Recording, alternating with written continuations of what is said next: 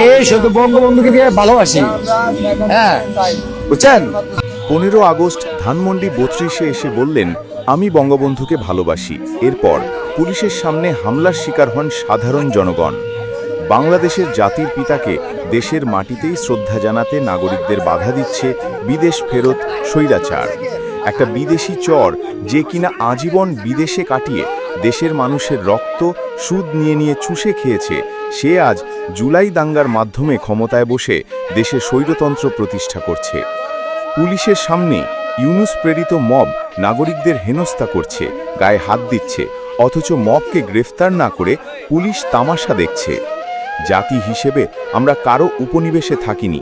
এই বিদেশি চর ইউনিসের স্বৈরাচারী শিকলও জাতিগতভাবেই আমরা একদিন ভাঙব, কারণ এই সরকার দ্বারা পালিত মবের দৃশ্যমান অমানবিক অত্যাচার বাঙালি আর বেশি দিন সহ্য করবে না।